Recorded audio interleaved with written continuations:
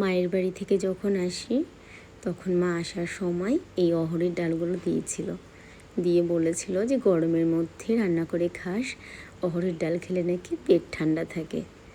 কয়েকদিন ধরে যা গরম পড়েছে তাতে ভাবলাম যে তাহলে আজকে এই ডালটাই করি, সঙ্গে করব চাল কুমড়োর একটু শুক্তনি। তাই পাতলা পাতলা করে কেটে নিয়েছি।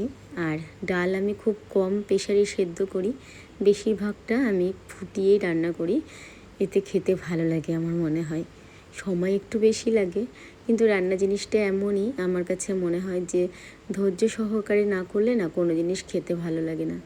সব সময় সব কিছু সেরে তারপর রান্না করার চেষ্টা করি, যাতে আমি রান্নাটা খুব মন দিয়ে করতে পারি। ডালটা তো হয়ে গেছে, একটু আদা বাটা দিয়েছিলাম। আর চাল কুমড়োর শুক্তনি তো বরাবরই ভীষণ প্রিয়। আমি, ছেলে, বর সবাই খুব ভালো খাই। আর মেয়ের কথা বাদ, মেয়ে তো কিছু খেতেই চায় না, তাই আমি জানি ছেলে খুশি হবে, ওর জন্যে আরও করা। এই যে আমি এখন ভয়েসটা দিচ্ছি, এখন জানো তো প্রচুর পরিমাণে বৃষ্টি হচ্ছে। আর কী যে ভালো লাগছে, সারাদিন অসহ্য গরমের পর যখন এইরকম একটা ঠান্ডা ঠান্ডা ওয়েদার অনুভব করতে পারি, তখন মনে হয় যেন সব শান্তি এখানেই।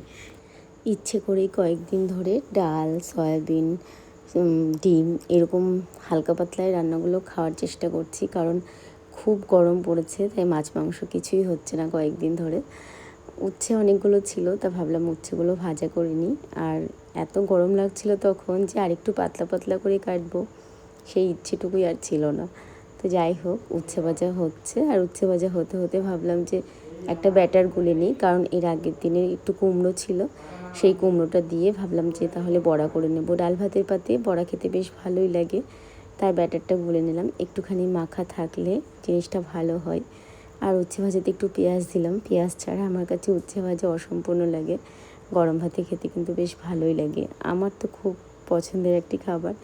তো দেখো এইভাবে কুমড়োগুলো কেটে নিয়েছিলাম, আর এগুলোকে ব্যাটারে ডুবিয়ে ডুবিয়ে ভেজে নিয়েছিলাম। ভীষণ ভালো হয়েছিল খেতে, মুচমুচে হয়েছিল। ছেলে মেয়েকে বলেছি বেগুনি করেছে, এই বলে কুমড়োর বড়া খাইয়ে দিয়েছি আজকে। তো চলো, এই ছিল আজকে রান্না বান্না। কেমন লাগলো ভিডিওটা অবশ্যই কমেন্ট করে জানিও। দেখা হবে পরের ভিডিওতে। খুব ভালো থেকো তোমরা। আজ তবে আসি, টাটা।